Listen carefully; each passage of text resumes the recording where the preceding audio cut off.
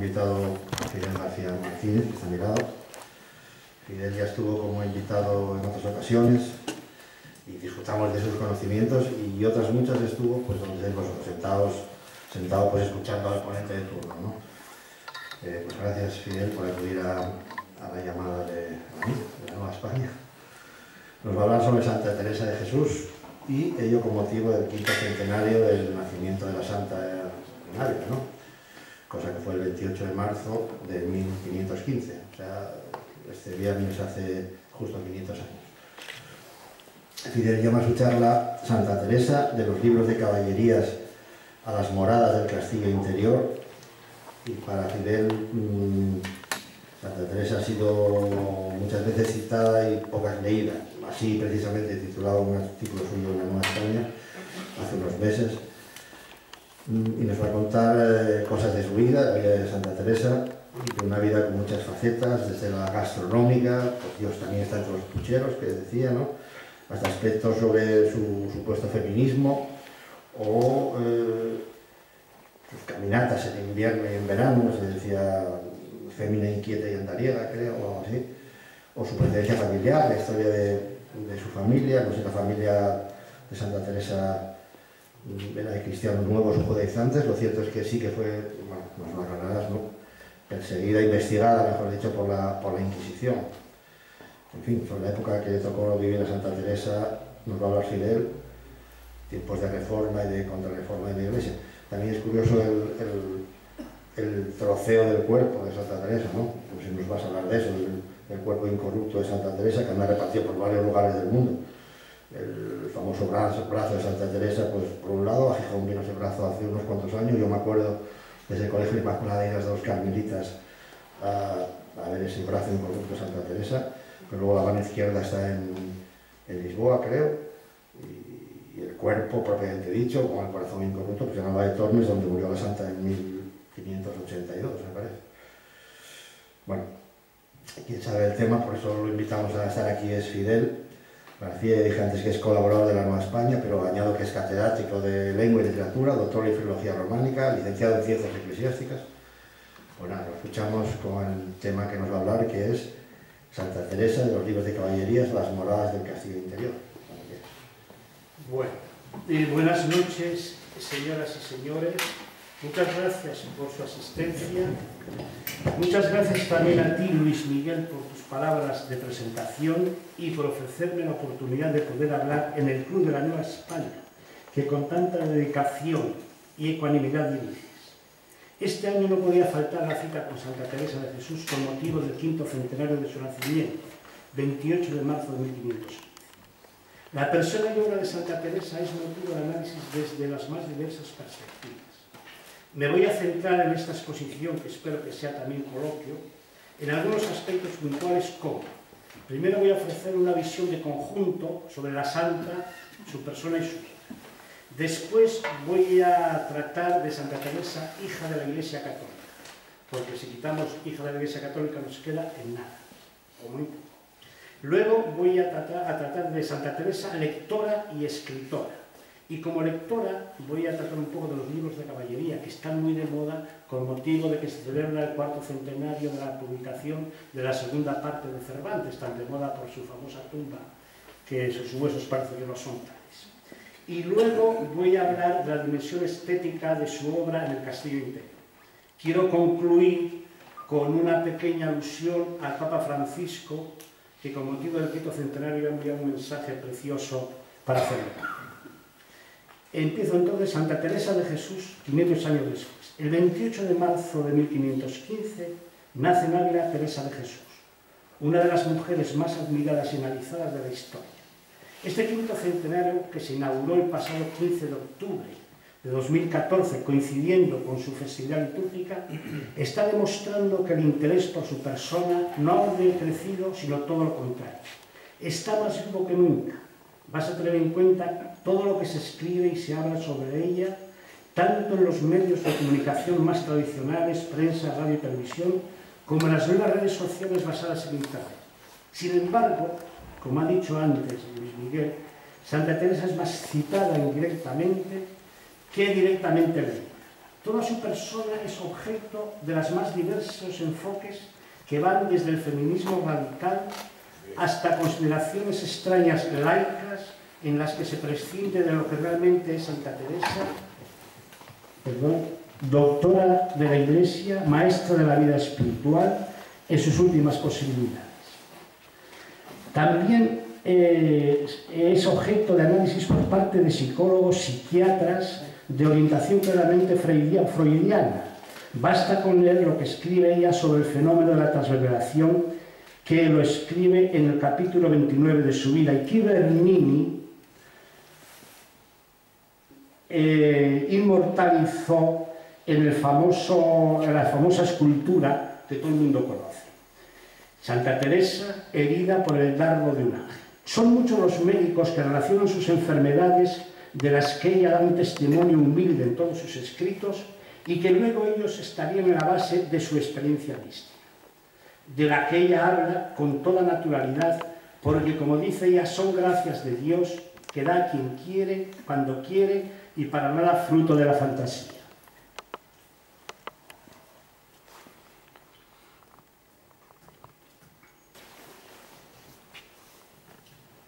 Otro tema que suele ocupar mucho a historiadores es su procedencia familiar de cristianos nuevos o conversos del judaísmo, objeto de polémica entre los historiadores. Sus familiares tuvieron que trasladarse precisamente desde Toledo a Ávila, porque el abuelo de Santa Teresa había lo que se llama judaizado, había pasado y tenía que pasar por el San Benito, por Toledo, que yo judaicé. Entonces él trasladó a la familia a Ávila y por eso se llaman los toledanos. La imagen popular que ha trascendido en pinturas, estampas, publicidad o reclamos turísticos poco tiene que ver con la real. Se suele representar como doctora de la Iglesia, con su birrete, libro abierto, con la pluma en la mano y con el Espíritu Santo en forma de paloma, inspirándole la sabiduría divina de la que es maestra espiritual. A ver si consigo, si no los voy a tener. Ahí. Santa Teresa vive en lo que ella describe como tiempos recios, tiempos de la Reforma luterana y de la Contrarreforma católica, tiempos en los que España acaba de configurar su unidad nacional con la conquista de Granada llevada a cabo por los reyes católicos, tiempos de la máxima expansión del Imperio español con Carlos V y Felipe II, tiempos de conquista de evangelización de América en las que participaron sus hermanos buscando el famoso mítico El Dorado. Son tiempos recios para las mujeres, marginadas y sin voz ni voto en la vida religiosa y cultural de la España de los tiempos de Santa Teresa. Marginación contra la que lucha con energía y constancia en la Reforma del Carmelo, dejando sus testimonios en los palomarcicos, como llamaba ella, a 17 conventos con los que sembró las dos Castillas, Andalucía y Murcia. Estos conventos eran espacio para la libertad y para la entrega de las mujeres. De esta marginación de la mujer se queja Santa Teresa en todos los escritos, incluso estas quejas se las dirige a Jesucristo. Ella le recuerda con el cariño y amor con que trataba a las mujeres en su tiempo y se lamenta de lo descalificadas que están también cuando ella vive. Por eso dice: no aborrecisteis, Señor, cuando estabais en el mundo a las mujeres, antes las favorecisteis siempre con mucha piedad. También reivindica el lugar de la mujer en la Iglesia cuando dice: no hemos de quedar las mujeres tan fuera de gozar las riquezas que el Señor ha dado a su Iglesia. Son tiempos recios porque la Inquisición persigue especialmente no a los herejes, sino a los alumbrados, es decir, a los que afirmaban haber tenido experiencias místicas, especialmente cuando se trataba de mujeres. Ella misma fue investigada cuando el libro de la vida cayó en manos de la famosa princesa de Oro, doña Ana de Mendoza, quien lo denunció ante la Inquisición, siendo objeto de un análisis minucioso del que nada se pudo deducir contra la fe y la moral. Su misma actividad como reformadora del Carmelo fue objeto de especial persecución, tanto desde dentro como de fuera de su orden. El libro de las fundaciones es un retablo maravilloso de la España de su tiempo. En él aparecen los grandes personajes: el rey Felipe II, el nuncio del Papa Felipe Sega, quien con evidente mala fe la describió como fémina inquieta y andariega, ilustres damas de la más alta nobleza como la princesa de Éboli, la duquesa de Alba, doña Luisa de la Cerda, mujer del almirante de Castilla, uno de los hombres más ricos de España. Las clases más populares, arrieros, estudiantes, falsos místicos y mujeres condenadas por prácticas de hechicería. Aparecen también grandes teólogos y predicadores con los que se relaciona para pedir sus opiniones: San Pedro de Alcántara, San Juan de Ávila, San Juan de la Cruz, ilustres jesuitas, dominicos, franciscanos y agustinos. Dotada de un gracejo especial, se cuenta innumerables anécdotas, como cuando fue pintada por un mediocre pintor, el carmelita Fray Juan de la Miseria, a quien la madre le dijo con humor y ironía: «Dios te perdone, Fray Juan, que me has pintado fea y legañosa». Otra anécdota es la que ocurrió en Salamanca, cuando, pasando por la calle en donde estaban algunos estudiantes ociosos, con San Juan de la Cruz, que era un imberbe joven carmelita, algún gracioso hizo alusiones de mal gusto, lo que provocó el rubor de San Juan de la Cruz, pero a quien la madre Teresa le regañó diciendo: «¿No se avergüenza la dama y si el galán?». Así era la madre Teresa. Lo mismo encontraba Dios entre los pucheros, porque en ellos Dios también andaba, cuando cocinaba para sus monjas en el humilde fogón conventual, que en sus correrías por las dos Castillas, en los duros fríos del invierno o en los ardientes calores del verano. Lo mismo encontraba Dios en los estados místicos más elevados, que ella definía y describía como desposorio y matrimonio espiritual en las séptimas moradas. Un testimonio muy importante para conocer su auténtica personalidad son las cartas. Escribió miles y se conservan unos cientos. Escribe al rey Felipe II, a las grandes autoridades, al nuncio, al general de la orden, arzobispos y obispos.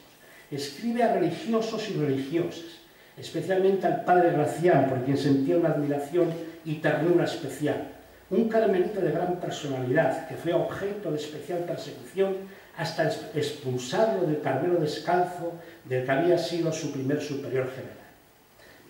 Provincial. Las cartas que escribió a su hermano Lorenzo reflejan el realismo de esta mujer excepcional, que se preocupa de todo lo relacionado con los problemas familiares, casamientos, herencias, negocios, valor de las monedas, los maravedíes famosos, compraventa de solares, tratos legales, educación de sus sobrinos, remedios para las enfermedades. Escribe cartas crípticas para no levantar sospechas sobre ella misma o sus destinatarios sujetos a persecución continua por sus adversarios de dentro y fuera del Carmelo. Satisfecha de su habilidad para los negocios, afirma de sí misma, dice: «qué baratona estoy en sentido de negociante». Después de una vida entregada a la causa de la Iglesia, a la que había intentado servir con total entrega y generosidad, hace el último viaje de su vida. Llega el 20 de marzo a Alba de Tormes, a las 6 de la tarde. El 29 se acuesta para no levantarse más. Anuncia que su muerte es inminente. El 3 de octubre confiesa y recibe los últimos sacramentos. El 4 de octubre, a las 9 de la noche, muere diciendo: «por fin soy hija de la Iglesia». Tenía 67 años de edad. Con la reforma del calendario gregoriano del 4 de octubre pasa la fiesta al 15, que es la fiesta litúrgica de hoy. Su cuerpo incorrupto anda repartido por diferentes partes del mundo. Cuando el padre Gracián mandó abrir la sepultura, se comprobó que su cuerpo estaba incorrupto, pero su hábito putrefacto. En aquel mismo momento se empezó literalmente a descuartizar. Gracián se quedó con una mano, al que le amputó un dedo, y en su cautiverio lo salvó porque fue hecho preso por los moros en Túnez. La mano izquierda está en Lisboa, un dedo de Nuestra Señora de Loreto. La mano derecha acompañó durante mucho tiempo a Francisco Franco mientras vivió. Y el cuerpo, con el corazón transverberado, se venera en Alba de Tormes. Santa Teresa tiene algunos títulos honoríficos: patrona de los escritores en lengua castellana, capitana del ejército español, doctora honoris causa por la Universidad de Salamanca y el copatronazgo de España con Santiago Apóstol, al que se opuso radicalmente Quevedo porque pensaba que la santa quitaba protagonismo a los hermanos del Ceredeo Santiago. Hecho este resumen un poco apretado y un poco deprisa, me voy a fijar ahora en el tema primero, que yo creo que es para mí fundamental para entender su obra y su persona: Santa Teresa y la Iglesia Católica. Hablar de Teresa de Ávila y no relacionarla con la Iglesia Católica Apostólica Romana, como expresamente dice ella, es desfigurar su persona, su obra y todos sus escritos ascéticos místicos. Fuera de la Iglesia, tal como ella la conoció, la amó y por la que la sufrió, apenas tiene relevancia real. La Iglesia Católica es el referente fundamental de todo su amar, luchar y padecer. Sin esta referencia se puede hablar de Santa Teresa desde todos los puntos de vista que se quieran, pero nunca en profundidad. Los títulos más importantes que ostenta Santa Teresa de Jesús son, como ella misma hemos dicho, por fin, bueno, hija de la Iglesia. Santa Teresa de la Iglesia. Santa Teresa conoce perfectamente la Iglesia de su tiempo, tal como era en sí misma, en su santidad y en su pecado, con su grandeza y con sus miserias. No la idealiza, ni oculta debilidades. Por eso mismo ella pretende servir mejor a la Iglesia, no con la crítica despiadada o con la ruptura de su dogma, moral y liturgia, como hacían los reformadores, sino con más fidelidad, más humildad, obediencia, pobreza y desprendimiento de los modelos mundanos. A la soberbia de los falsos reformadores ella opondrá la humildad. Al apetito desordenado de bienes materiales y placeres, la vida pobre y mortificada. Ella conoce indirectamente los falsos movimientos reformistas europeos, de los que califica sin más precisiones como los luteranos. Está hablando propiamente de los calvinistas de Francia. Debemos de tener muy en cuenta que la actualidad y vigencia de la obra teresiana no se mide por la posibilidad de ajustar sus esquemas espirituales y mentales a los nuestros, sino por la doctrina y ejemplo que nos ha legado y que pueden enriquecer la vida de la Iglesia del siglo XXI. Santa Teresa vive, como hemos dicho, en una época histórica singular, como todas.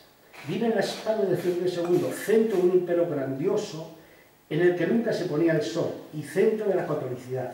Para ella, y lo transmite en las cartas cuando escribe Felipe II, es el verdadero defensor de la Iglesia y el principal garante de su catolicidad.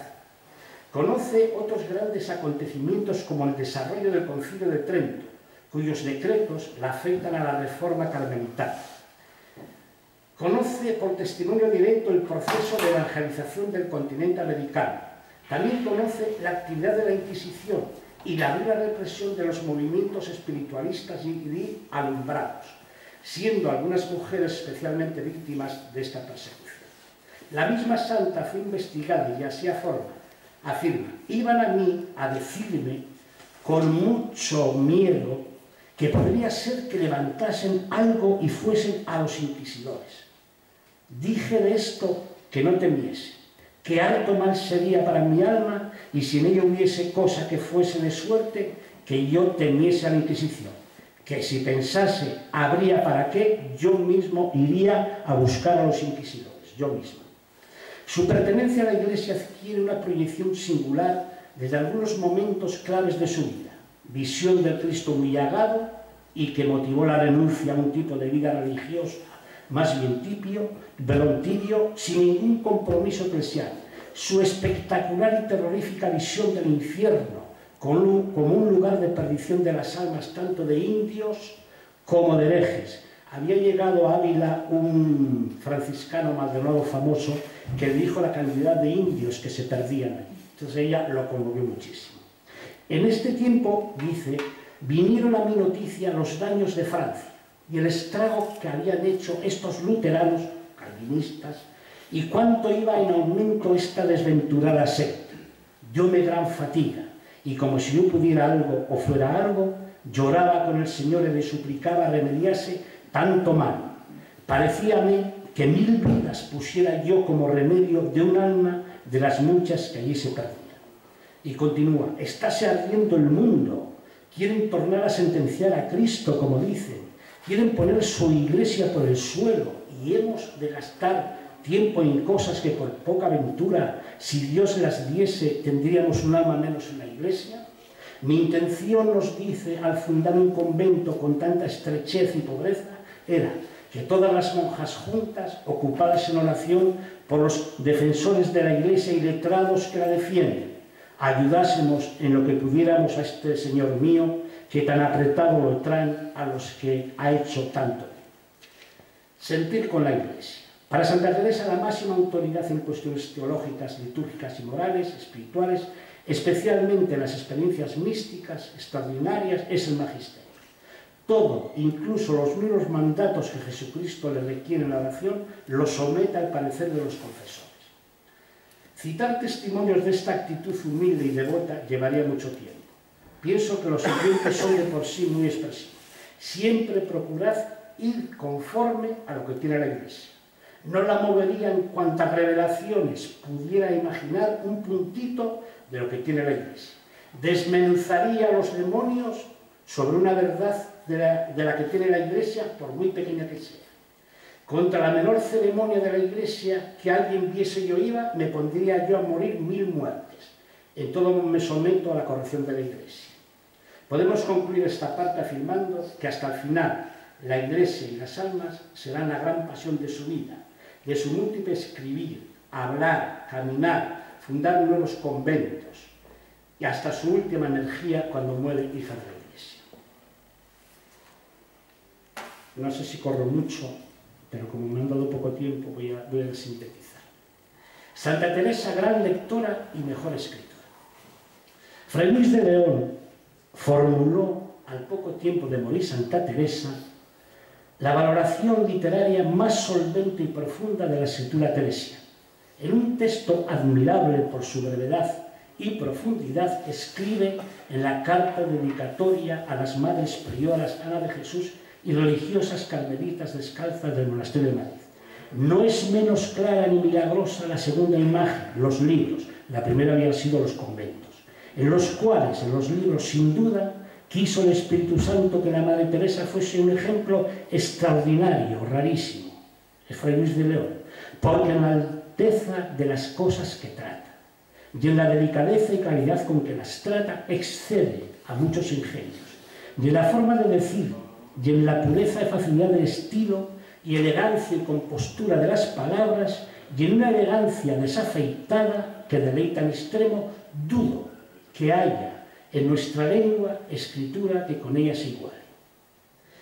Para analizar la singularidad de la escritura teresiana, hasta ahí era la cita de Fray Luis, debemos tener en cuenta su formación espiritual y su formación literaria. Teresa se lamenta con frecuencia de su carencia de letras y de estudio reglado. Salvo honrosas excepciones en su tiempo, como era Beatriz Galinda, la latina, las mujeres de su tiempo no cursaban ningún tipo de estudio reglado, es decir, oficial.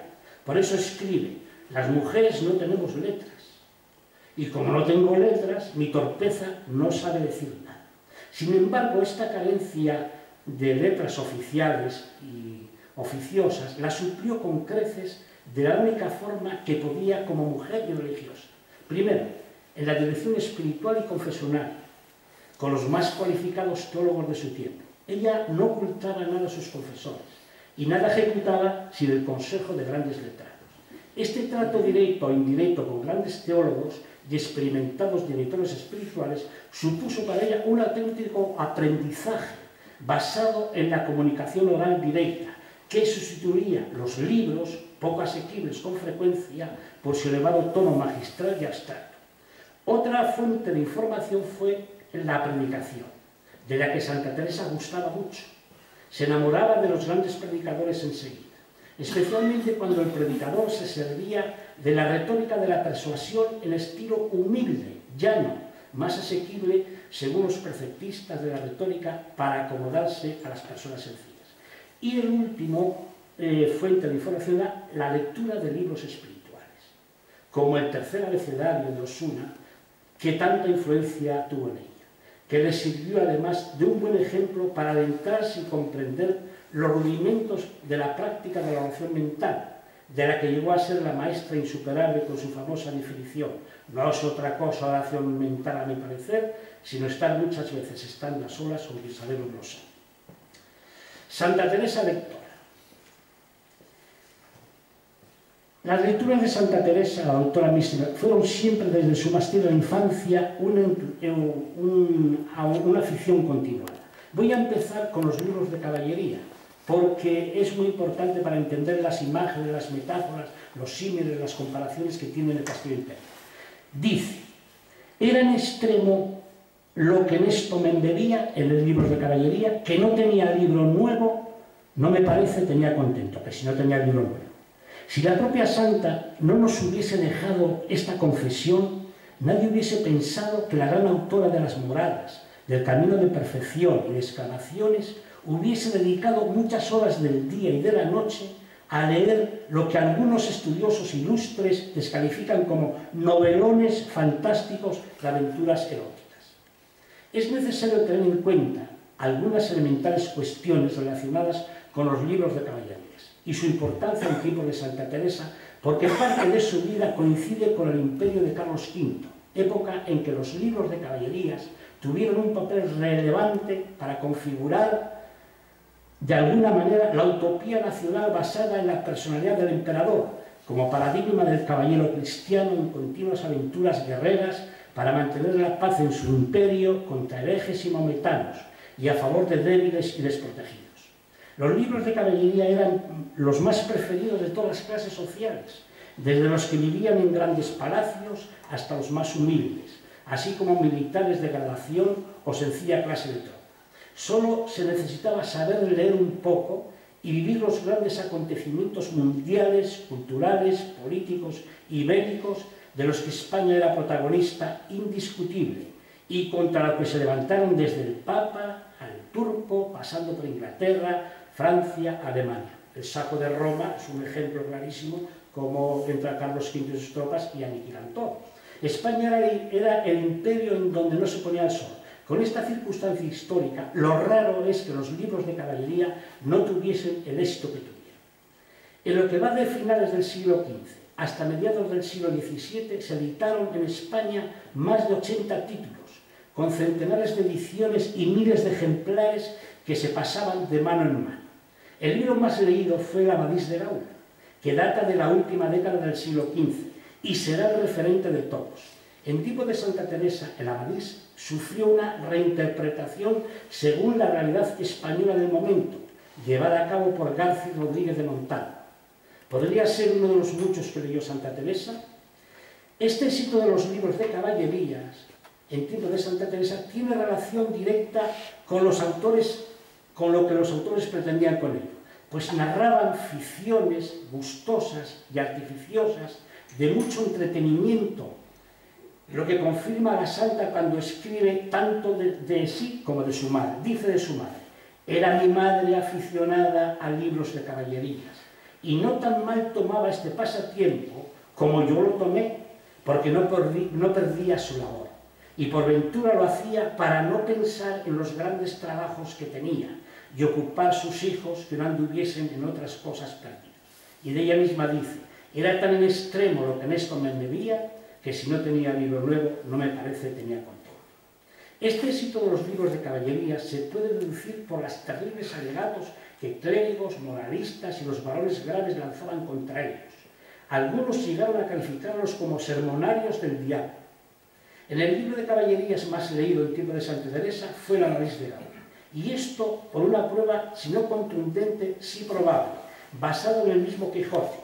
Sabemos que Cervantes, la única pretensión que tuvo, según él, fue poner en aborrecimiento de las personas los libros de caballería. Dice, en el capítulo 4, primera parte, cuando el cura cervantista, creyéndose la máxima autoridad en la materia, determina qué libros deben ser condenados al fuego y cuáles podían ser salvados de sus propias cenizas, sentencia que sea el Amadís, porque es el primero de los impresos en España, y todos los demás han tomado el principio y origen de este.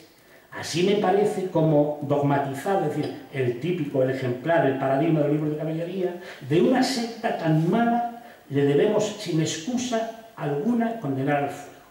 Frente a esta postura intransigente se levanta el barbero, más liberal en el sentido cervantino, el amante liberal, y que representaría la de los muchos seguidores de los libros de caballería, para quien el Amadís servía y sería el mejor de todos los libros de este género, se han compuesto, y así es el único que se le debe perdonar de ir al fuego. Los padres más responsables evitaban en sus casas, o que a sus casas llegasen estos libros a manos de sus hijos. Escribe Santa Teresa. De esto le pesaba mucho a mi padre, porque se había de tener aviso de que no lo viese. Parecía a mí no era más malo con gastar muchas horas del día y de la noche en tan vano ejercicio, aunque a escondidas de mi padre. Si las primeras lecturas de Santa Teresa siendo niña fueron las vidas de los santos, que contenían además de la vida del santo relatos hagiográficos, es decir, fantásticos, en plan de la santidad, y elementos legendarios y sobrenaturales, pero totalmente sanos para los niños, como escribe la propia santa, de mis hermanos, ninguna cosa me desayudaban a servir a Dios. Tenía uno casi de mi edad, juntábamos a leer vidas de santos. Si en casa no tenían entrada los libros de caballería, porque era mi padre aficionado a leer buenos libros, y así los tenía en romance, es decir, en castellano, para que leyesen sus hijos. Y si, como hemos visto, que los leía a escondidas de su padre, con toda seguridad estos libros le llegaban por sus familiares, especialmente por sus primos hermanos, pues estos libros se pasaban de mano en mano. Posiblemente fueron sus familiares más directos quienes la introdujeron en la lectura de los libros de caballerías. Esto se puede deducir de las palabras con que la santa se lamenta con evidente exageración, como fue el abandono de la lectura de los libros buenos, los que la despertaron a la virtud de la edad de 6 o 7 años, junto con el cuidado que mi madre tenía en hacernos rezar y ser devotos de Nuestra Señora. Es decir, esta tendencia, ella la va a ver, se le atribuye el abandono de todo esto a los libros de caballería por sus primos. Dice, motivado esta parte porque tenía primos, dice ella, tenía primos, hermanos, algunos, que en casa de mi padre no tenían cabida otros para entrar, que era muy reservada. Y plugué a Dios que lo fueran de estos también, porque ahora veo el peligro que es tratar en la edad en que se han de comenzar a criar las virtudes con personas que no conocen la vanidad del mundo, sino antes despiertan para meterse en él.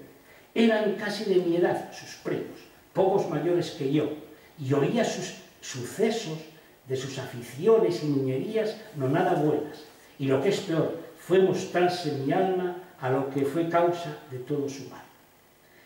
Siguiendo con las influencias de sus familiares, habla de una parienta que tan livianos están, livianos en sentido frugales, es decir, poco respetuosos, tal. Tratos a la que me aficioné a tratar.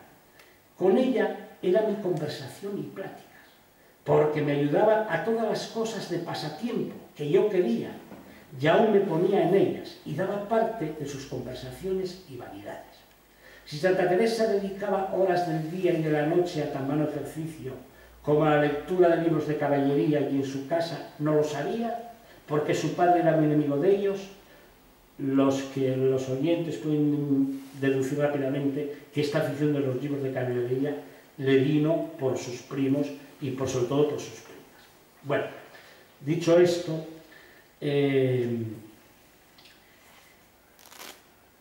además de estos libros de caballería, en los duros momentos de su juventud, muy enferma, leyó el famoso tratado de San Gregorio Magno, Las Morales, pues afirma, mucho me aprovechó haber leído la historia de Job, las Morales de San Gregorio.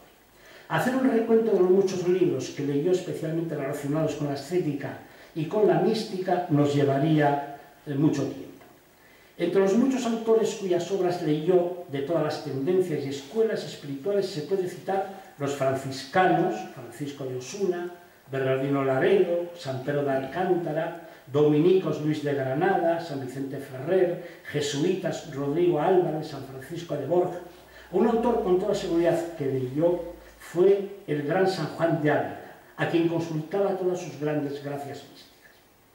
Una pena muy grande para ella fue la medida del inquisidor general Valdés, que en 1559 publicó un índice de libros prohibidos, prohibiendo la lectura no solo de libros que contenían herejías, sino muchos otros escritos en romance que a su juicio de Valdés podían hacer daño a las almas sencillas.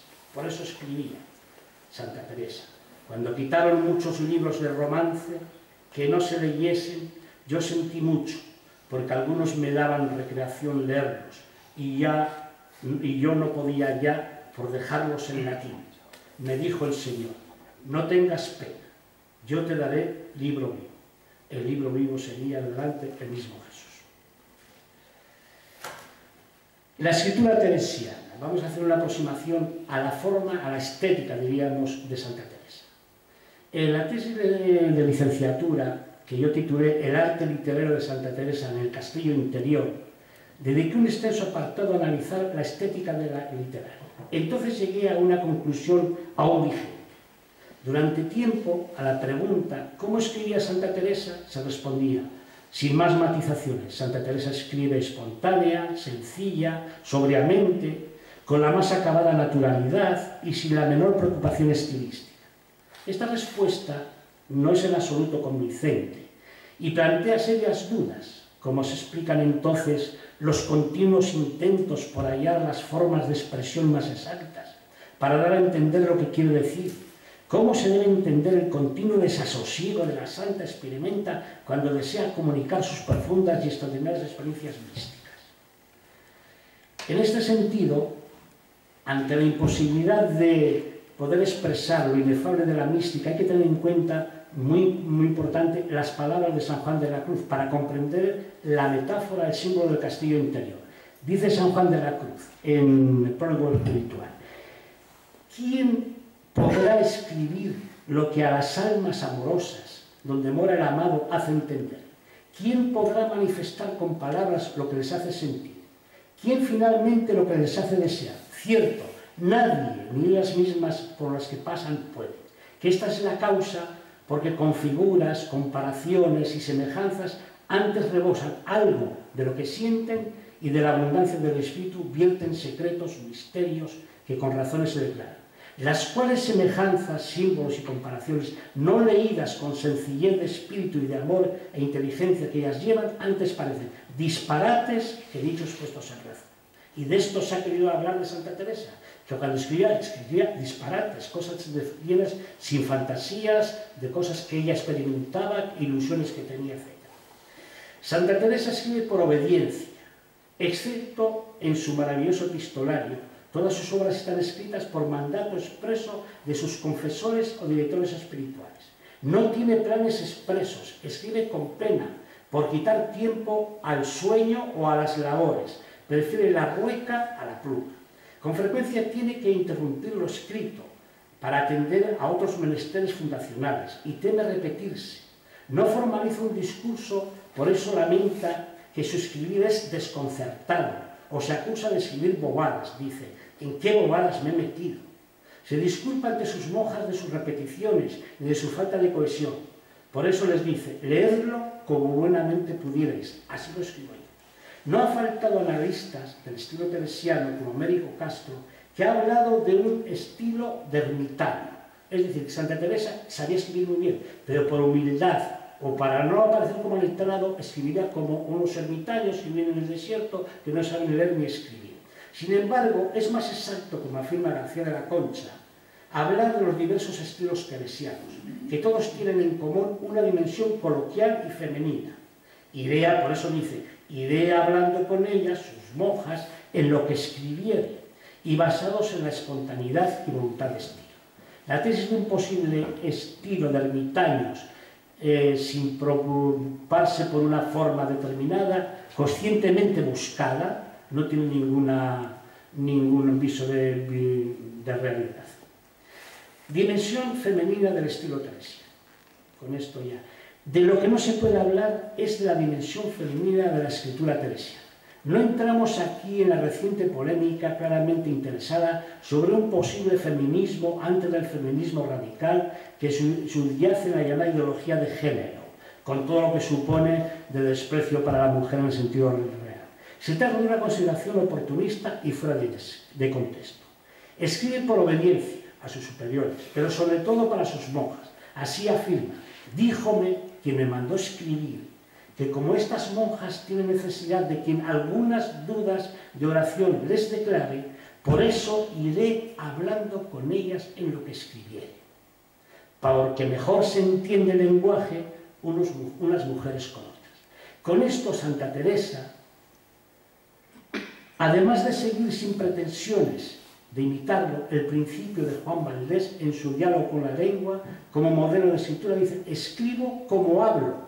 Eso es lo que decía Valdés para cualquier estilista. Escribo como hablo. Santa Teresa ya iré hablando con ella sobre lo que escribe.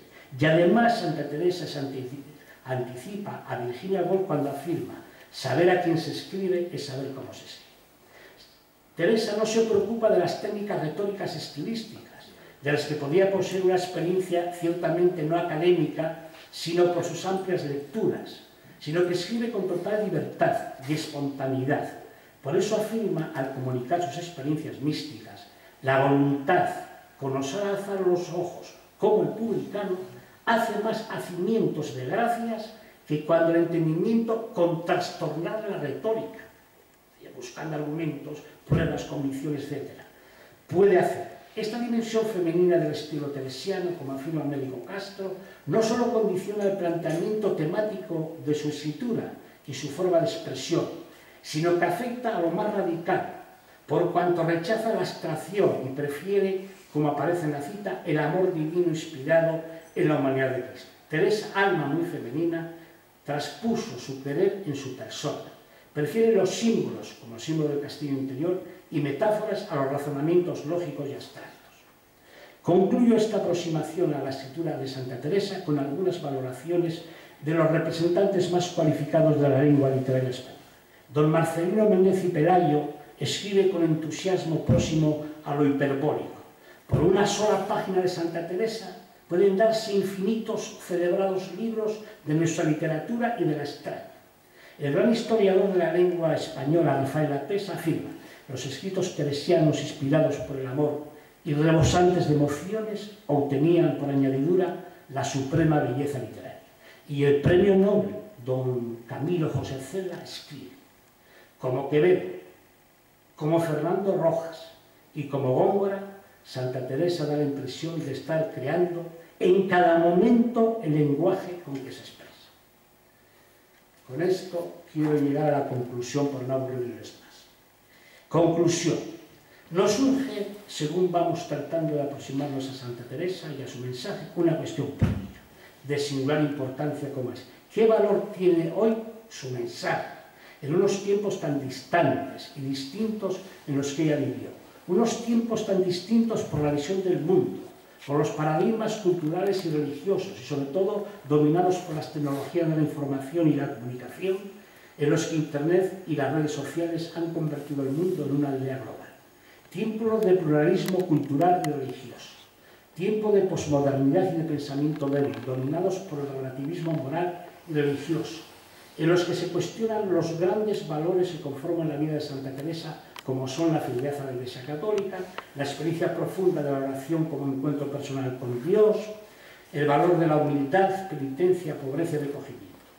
Una respuesta a estos y otros interrogantes que se pueden plantear la ha dado el Papa Francisco con su clarividencia en el análisis de los signos de los tiempos y de la misión de la Iglesia, que debe salir de las periferias a las periferias para proclamar sin complejos y con coraje el gozo del Evangelio.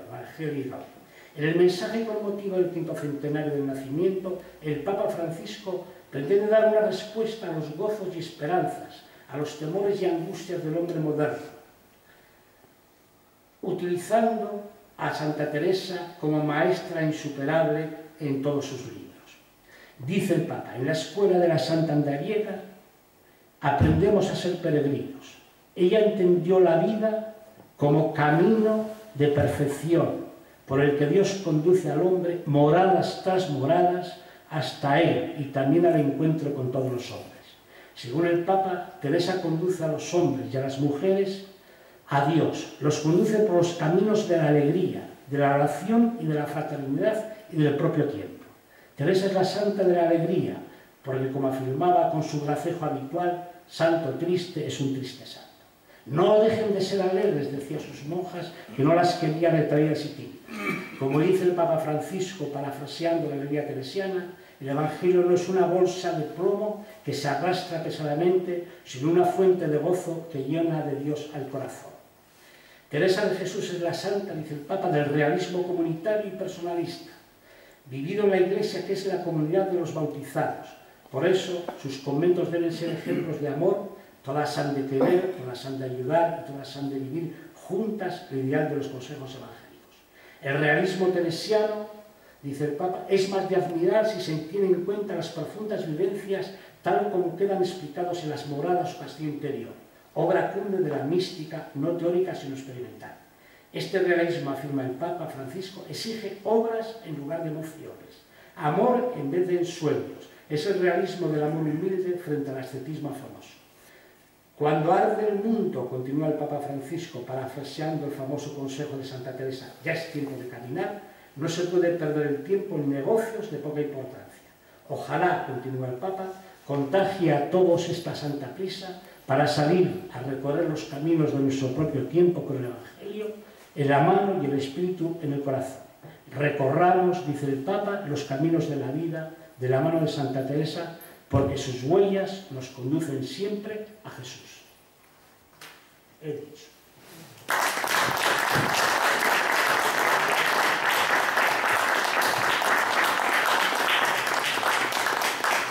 Gracias a Fidel por este acercamiento tan completo a la figura tan polivalente, digamos, como acabamos de comprobar, de Santa Teresa, cuando se cumple precisamente, como decía, el viernes que viene, 500 años de su nacimiento, ¿no? Bueno, cabe la posibilidad de que si queréis de preguntarle algo, de comentar algo, lo que queráis. Nada más. Familia de Santa Teresa. El padre don Alonso Sánchez de Cepeda, torero, 1410. Casó con Catalina del Peso, 2 hijos, María y Juan. Viudo, 1507. Casó en segundas nupcias, 1509, con doña Beatriz de Ahumada, con la que tuvo 10 hijos, entre ellos Santa Teresa, quien dice en el libro de la vida, éramos 3 hermanos y 9 hermanos, contando todos los hijos e hijas de su padre y de las 2 esposas. Y de ella habla. Yo tenía ahí un libro, si a uno le interesa ya profundizar un poco, porque claro, Santa Teresa tiene el problema que aparentemente es de difícil lectura, pero no es claro. Que son unas fichas que tengo ahí, si a uno le interesa, y hay una novela que les recomiendo, que es Y de repente Teresa, que es de Jesús Sánchez Alariz, que es un sacerdote, gran novelista, uno de los mejores novelistas, en el que habla precisamente de este aspecto de la persecución de la Inquisición a Santa Teresa por el libro de la vida. Parece todo un retablo en la España de aquel tiempo, es una especie de thriller de acción y de omisión. Don Luis, no me diga que usted, que es un hombre...